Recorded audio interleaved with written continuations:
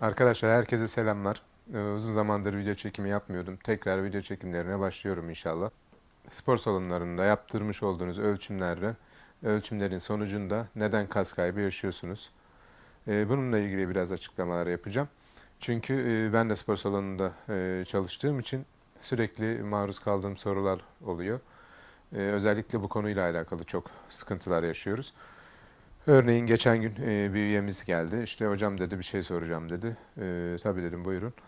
Ondan sonra dedi ki işte ben dedi 2 aydır ölçüm yaptırıyorum. 2 aydır ölçümün sonunda hep kilom düşüyor ama bunun sonucunda kas kaybediyorum dedi. Ben de sordum hani beslenmeniz nasıl dedim. Çok iyi besleniyorum dedi. Çok güzel besleniyorum işte düzenli besleniyorum vesaire. Ondan sonra nasıl besleniyorsunuz diye sordum ben de tabii. Bana dedi ki işte tek öğün besleniyorum. Ben de dedim ki tek öğün beslendiğiniz sürece böyle devam ettiğiniz sürece dedim kas kaybetmeye devam edeceksiniz dedim. Nasıl ya falan dedi. Bununla ilgili işte birkaç bilgilendirme yaptım. Hatta dedim ki sen dedim şu an dedim tek öğün beslenmeye devam et. Spor yapma, sporu bırak daha az kas kaybedersin dedim. Yani olması gereken aslında bu. Yani sen düzenli bir beslenme, sürdürülebilir bir beslenme yapmıyorsan gerçekten sporla ilgili bir faaliyet yapma, bir aktivite yapma açıkçası. Çünkü gerçekten bunun sonucu bu sefer kas kaybına, yoğun kas kaybına gidiyor. Beslenme sürdürebilir olmalı zaten. Bununla alakalı işte birkaç bilgi verdim. Böyle yapman gerekiyor, şöyle yapman gerekiyor vesaire diye. Sürekli bu tarz şeylerle karşılaşıyoruz. Yani beslenme artı dinlenme. İşte bunlar gerçekten çok önemli. Soruyorum hani dinlenmen nasıl? Hiç uyumuyorum diyor gece diyor. Tam tersi gece diyor dışarıda geziyorum diyor. Sabaha kadar diyor geziyorum, sabah geliyorum, yatıyorum diyor. İşte öğlen de spora geliyor vesaire. Böyle oluyor. Bunun sonucunda da kas kaybı, yoğun kas kaybı yaşanıyor. Öncelikle spora ilk başlayanlar için söylüyorum.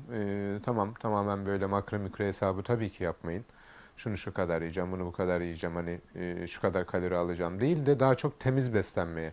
Beslenmesini zaten temize götürdüğü zaman sonuç gerçekten her türlü kilo verimine gidecek. Yani protein ağırlıklı beslen. Karbonhidratını da normal standartlarda temiz karbonhidrat olarak beslenirsen zaten sonucunda yağ yakımı ve kilo verimi her türlü olacak. Belli bir yere geldikten sonra, belli bir seviyeye geldikten sonra ondan sonra makro mikro hesabı tabii ki yapılır. Yapılmalı yani. Örnek veriyorum kilonun artık düşmemeye başlamıştır. Yağ oranın artık sabit kalmıştır vesaire. Yani kiloya da odaklanmamak lazım. Belli bir kiloda kalıp kilonun üstüne yani kilo koymasanız bile ya da belli bir gramajda hafif hafif kilo alıp üstüne kas kütlesi koyabilirsiniz. Yağ oranınız yine düşebilir. Yani hep kilo verme odaklı düşünüyoruz. İşte ben kilo veremedim. Ya kilo verdiğinde sadece her kilo verdiğinde yağ oranın azalacak diye bir şey yok maalesef. Bunu da idrak etmemiz gerekiyor. Başka bir konu hakkında ise şöyle bir şey var. E, Özellikle nasıl söyleyeyim uzaktan eğitimle alakalı. Bununla alakalı da sürekli aslında mesajlar alıyorum. Mesajların sonucunda konuşuyoruz işte şöyle olacak, böyle yapılacak vesaire. İşte bir fiyat belirliyoruz biliyorsunuz. Bu fiyatın karşılığında sonucunda işte cevap olarak ya hocam işte çok değil mi vesaire oluyor. Yani örnek veriyorum 3 aylık 6 aylık bir paket fiyatı veriyorsun.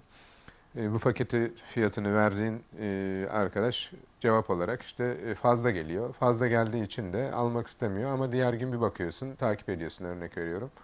Bir bakıyorsun diğer gün gitmiş bir rakı masasına veya bir işte eğlence mekanına işte 2 tane şişe açtırmış. Çok çok üst parasını bir gecede verebiliyor. Ama o 3 aylık 6 aylık sürece ne yazık ki para vermekten kaçınıyor. Halbuki o kendini daha güzel görünmesini sağlayacak, daha böyle giydiği yakışacak hale gelmesi onu daha mutlu edecek ama nedense bunu tercih etmiyoruz. Açıkçası bu konularla alakalı biraz daha yani bilgili olmak gerekiyor. Yani bilgisi yok ise bile bilgili birinden destek alması, profesyonel destek alması kesinlikle bir tercih olmalı. Bu şekilde arkadaşlar. Bundan sonra videolara devam edeceğim inşallah. Devamlı videolar çekmek istiyorum. Antrenman videoları çekmek istiyorum. İnşallah sonucu güzel olacak. Yani sürekli bir düzen sağlamak istiyorum. Bu düzeni bir türlü oturtamadım. Artık bu düzeni oturtmak istiyorum. İnşallah da devamı gelecek. İzlediğiniz için teşekkür ederim. Kanalıma abone olup beni takip etmeyi unutmayın. Herkese selamlar.